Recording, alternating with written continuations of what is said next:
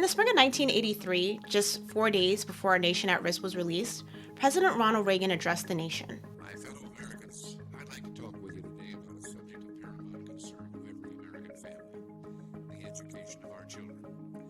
You may have heard the disturbing report this week of the National Commission on Excellence in Education that I created shortly after taking office. Their study reveals that our education system, once the finest in the world, is in a sorry state of disrepair. The report gained immense popularity.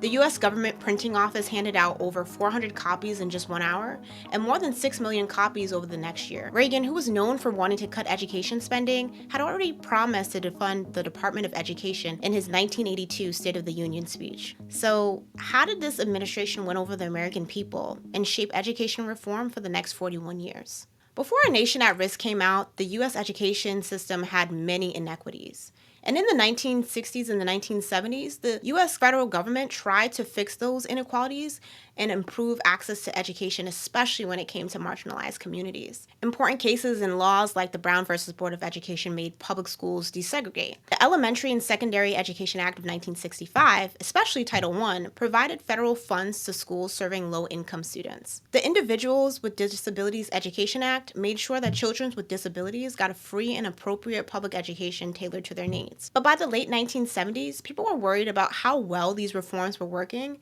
and the overall quality of education in the U.S. And those issues became more pressing during Reagan's presidency, marked by a Cold War and economic recession.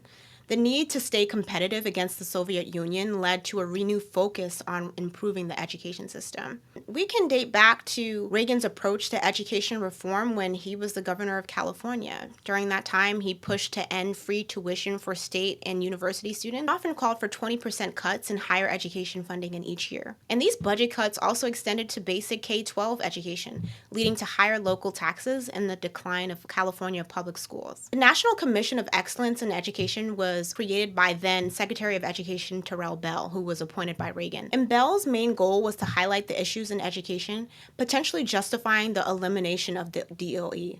Reagan wanted the report to focus on 5 points: bring God back into the classroom, encouraging tuition tax credits for families using private schools, supporting vouchers, leaving the primary responsibilities for education to parents, and abolishing that damn Department of Education. The report claimed that America's global leadership in industry, technology, and innovation was at risk due to poor education. It highlighted several key issues: not enough homework time, a lack of a standardized curriculum, students choosing electives instead of challenging courses, and criticism of teachers, which many of them being unqualified due to poor training and low pay, which discouraged talented individuals from becoming teachers. The release of A Nation at Risk had significant impact on state education policies, and in response, you saw many states increase their graduation requirements, mandate more standardized testing, and implemented more stricter certification processes. The report also spurred the growth of the school choice movement, leading to the expansion of charter schools and voucher programs. These changes aimed to improve educational outcomes and address the issues highlighted in the report, but it also sparked debates about what's the best way to achieve educational excellence. Many teachers and educators pushed back, feeling that the increased focus on standardized testing and accountability unfairly burdened them and ignored the complexities of teaching. And critics also argued that the measures reduced education to test scores and undermined teachers' professional autonomy. This backlash emphasized the need for more nuanced and supportive educational reforms that prioritize collaboration and the holistic development of students.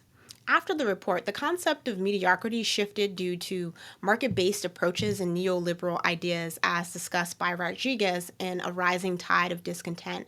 And instead of focusing on improving student equality, discussions began to judge schools like businesses, emphasizing traits like inefficiency, wastefulness, and being uncompetitive. In my opinion, free market principles don't work well in education because they overlook that human aspect of teaching and learning. Think about creativity, critical thinking, empathy, and personal growth.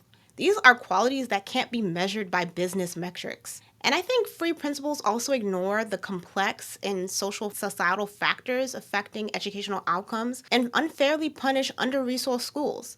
those schools that need our help the most. Well, imagine a teacher with a brilliant way to engage students in project-based learning. If the focus is only on standardized test scores, those innovative methods of collaboration might be overlooked or even discouraged. And in my experience working with schools in different communities, the ones that thrive do prioritize that collaboration and holistic development. They focus on nurturing every aspect of a student's growth and not just their test scores. Now, hear me correctly. I'm not saying that test scores are not important, because we do need a standard of measurement to see a student's progress, but it shouldn't be the main focus of schooling. Some issues in K-12 education today are similar to those from 1983. Teacher retention and burnout from my last video are still big concerns worsened by the COVID-19 pandemic. The focus on education quality continues, with more emphasis on personalized learning to meet diverse student needs. However, there's new challenges in 2024. Technology integration, especially with AI tools like ChatGPT, presents both challenges and opportunities. And as we tackle these ongoing challenges, I think it's really important for us to reflect on the report's impact, but also how it's shaped our understanding of educational success and failure. And which brings us to another key moment in education policy, the No Child Left Behind Act, which built on the momentum of a nation at risk but had its own controversies and challenges. Stay tuned for the next installment, where we'll explore its impact and its legacy.